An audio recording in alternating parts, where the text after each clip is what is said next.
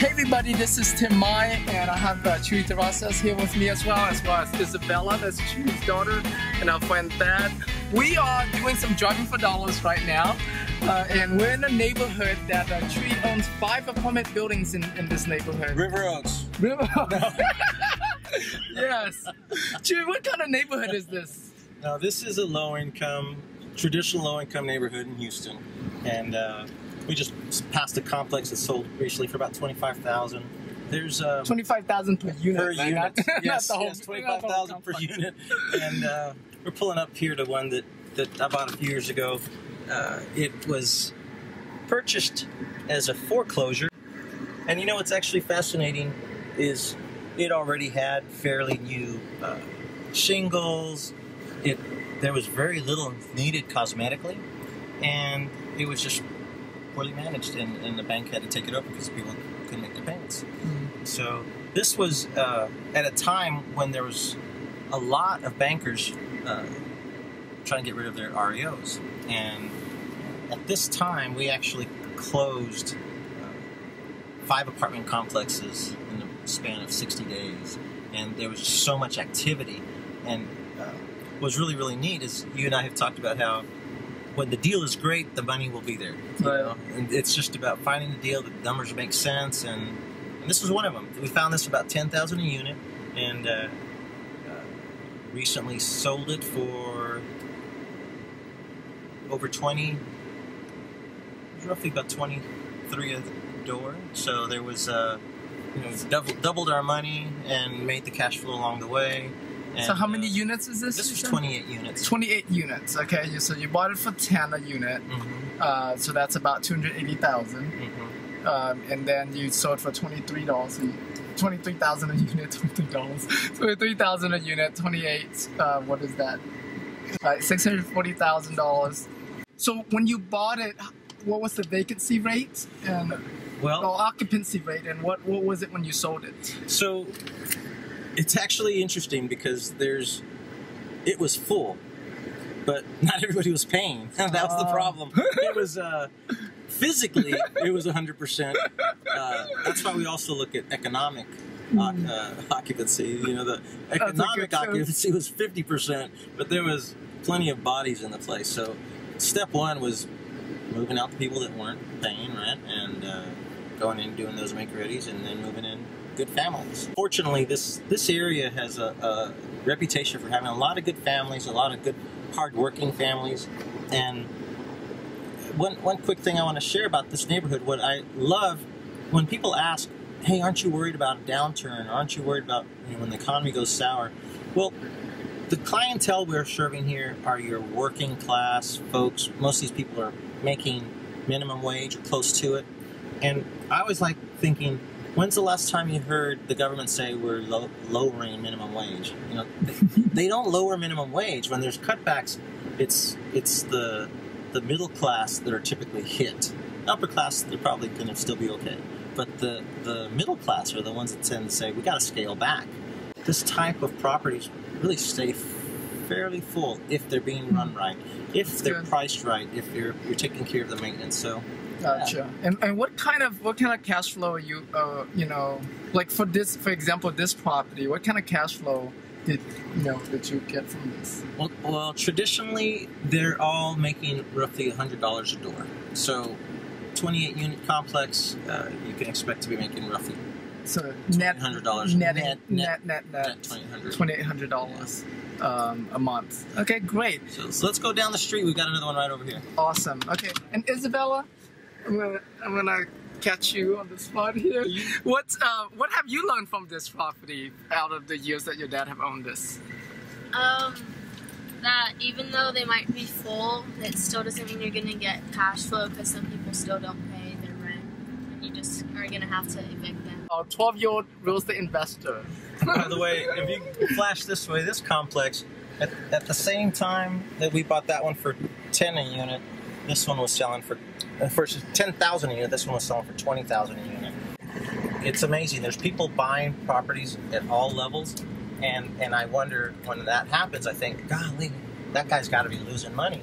But so it's really, really important that you analyze the deal and look at the numbers. It's all about the cash flow, and unfortunately, you know, I've heard people say you can't lose money in real estate. Well, every month there's foreclosures. Somebody's losing money in real estate. So, you know, don't get lulled into thinking that every deal you see is a great deal, because there's a lot of deals that are priced at a price that don't make sense, and getting the education to sit there and know how to run your numbers is what makes the difference between overpaying or buying a deal that's going to cash flow and work for you. Right. I love that you have all these 5 properties in in this area. That must have made management much easier for you. How much more economic? Absolutely. That's one of the key reasons why we like apartments instead of houses. Houses are wonderful, but I don't like the idea of having to run people all over town. You know, and it's just more efficient. Nothing wrong with the other way of doing it, but just like I like having 21 families in one place rather than 21 houses scattered around, if I'm going to have several complexes, I'd rather have them all in one place. Having roughly 100 families in this neighborhood, yeah, ideal would be to have all 100 in one building. It just, at that time, this is what was being foreclosed on, and this is what we captured. Gotcha.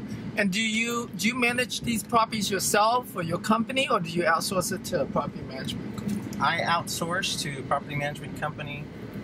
I used to do it all myself, and did Isabella help at all? Isabella's been along all through this, whether or not she wanted to be. a lot of playing hide and go seek at Home Depot. Yeah. With her brother. Always finding a way to have fun. But yeah, no, it's important for me to have them around, because you know, before you know it, they're going to be at an age where they're needing to make decisions on what to invest in. Yeah. You can kind of flash in this direction. This is a complex that we picked up in that period of time. It's 21 units. What about these? You own these? No. This look like what, 100 units? Those, yeah, roughly. Those, when they were under foreclosure, we were looking at those, and basically all these properties, when they go up for sale, I've analyzed those deals, and Gotcha. you know, we say no to the deals that don't cash flow. You know, like that one, I sure wanted it because it was basically next door to the one I had, but I'm not going to buy it if it's going to be negative cash flow, obviously. So Right. you got to know when to say no. Yeah, that's the trick, right? Yeah. It's tempting. Yeah. Sometimes those tempting deals are the ones that get you in trouble. Absolutely. You don't invest with your emotions. Yeah. You gotta follow the numbers. So we're here at another one of Chuy's properties. He's actually trying to sell this property right now. So if you want to buy, do look for it on LoopNet. But Chuy, share with us a little bit about this property. So this is one of the 5 that we bought when all the foreclosures were happening. This property was originally bought at about half the value of what it has now, and the biggest reason for that was the income. And so one really powerful thing about apartments is you can drive the value up by driving up your NOI, your net operating income, and that's really powerful. In houses, you're limited by the comps. In apartments, you could be worth quite a bit more than the guy down the street if your income is quite a bit more than the guy down the street. So we really like that because that's something we can control. Right. And how many units are these? This is a 29-unit complex. When we got this, it was really run down. We had probably half the place empty, and half of those people were not paying. We cleared everybody out, and we started doing nice make-readies. One thing that was really kind of neat about this, if you look, you could see the numbers. We used nice numbers and made the doors look nice, vertical blinds. You know, doing things that people in this neighborhood, other landlords don't really do that. You know, a lot of the properties in this neighborhood, the landlords get a Sharpie and they put the number written on the door. You know, and so there's a great saying I love. The difference between ordinary and extraordinary is just that little extra, Right. you know. And so I find you give these low-income families just a little extra, and it's really easy to stand out exponentially against some of the other landlords Yeah. that don't really care. Yeah, and I like what, you know, because we were actually in one of the units, and I saw, like, it's all tile, even the countertops is all tile. You know, we're always talking about most of my investing I do with the mindset of passing it on to my kids and being long-term. So, for example, that tile, to me, that's something that's going to be there for years. Yeah, thinking long-term, thinking about taking care of the tenants, and I just like having one of the most well taken care of places at one of the best prices in the neighborhood, and then people don't want it. It's really simple. And so I know you have it listed for sale. Like, what are you trying to sell this place for? All right, well, we've got it listed. You always when you're selling, we put on a different hat than when you're buying, right? So there's two sides of being an investor. When you're selling, you want to get as much as possible.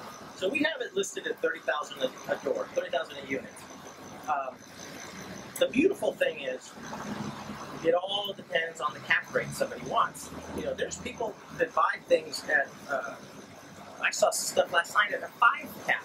Wow. You know, I don't know who buys things at a 5 cap, but, maybe insurance company. I don't know, but even insurance company can't do that. Yeah. you know, I'm sure there's a reason. That's just not the world I operate in, and people that do that, I'm sure, are brilliant and have a good reason for it. These type of properties, folks are typically looking for closer to a 10 cap, you know, 8, 9, 10. So the price can vary quite a bit. If you've got somebody that walks in and they're really happy to get an 8 cap on their money, then the price is justified on the higher end. And if someone wants to come in and just get a 10 cap on the money, any of y'all want just a 10 cap on your money, we'll sell it to you at a 10 cap. It's the thing I love is it's all about the numbers. It doesn't matter what I think the place is worth. It doesn't matter what I want for it. All that matters is what does the net operating income justify? Because at the end of the day, even what's really nice about our bankers out there is even if now I have a buyer hat on and I think, wow, this place is worth $40,000 a unit, and I'm sold and I want to get it under contract, then I go to a banker. The banker's going to say the numbers don't work.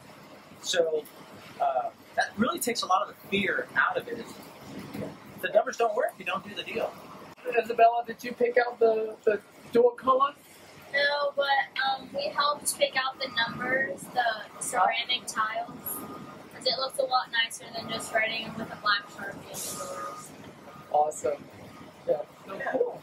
Yeah, let's go visit another one down the street. Awesome. There's one that we bought with a totally different foreclosure and a totally different lender, and it was just like within a couple weeks after buying this one, another person called and said, "We heard you just bought these other 3. You want to buy these too?" And we really weren't looking for it, but the deal was so great. Just like you were saying, the deal was so great. I thought someone's going to want to put money up for this deal. Let's just do it.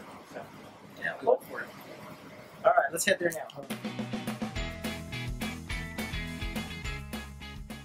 So we're here at the 5th property that Chuy bought all in 60 days. And Chuy, can you share a little bit about this property? Yeah, so when I got the phone call about this foreclosure, where we had just closed on the other 4, and then banker said, "You need to go check this thing out because it's something they need to get rid of right away." And I walked up and I saw this stone, and I thought, my gosh, one thing you're never supposed to do is fall in love with a property. But I fell in love with it. I said, "Man, I really want this." And thank goodness it was priced at about half of what it should have been for the quick move. And as you know, if the deal makes sense, the money will come. And I turned to an investor, and we were able to close this really, really quickly. And of course, you remember those numbers, same ones we use at the other property. That's Chuy's trademark. So don't use that on your properties. This is his signature. There's one really powerful reason I do this, because a lot of you guys are making wonderful cash flow already with your houses, and that's phenomenal. There's 29 units here, and the way I saw it is if I went to have 29 houses and close 29 deals and get 29 mortgages, that just seemed like a daunting task compared to just one. So if you already have a bunch of houses and you love that model, that's fantastic. I just saw this as an efficient way to get there. With here we have roughly 150 units I've just shown you, and those are 5 loans altogether. Compared to having 150 loans, that just wouldn't be something that I would have really probably accomplished. Yeah, and as you can see, I mean, these properties that we looked at today, they're not very expensive. Chuy bought them for anywhere from $250,000 to $300,000 property. Not very, not too far different from buying a house, right? However, they cash flow a whole lot more, and that's what apartment investing really is about. It's about the economics of your money, right? Of your investment. How to make the most amount of cash flow. How to make the most amount of money with the the least amount of investments, and so yeah. So I hope you enjoyed this I guess case study video, apartment tour, and we're looking forward to catching you on the next video. Anything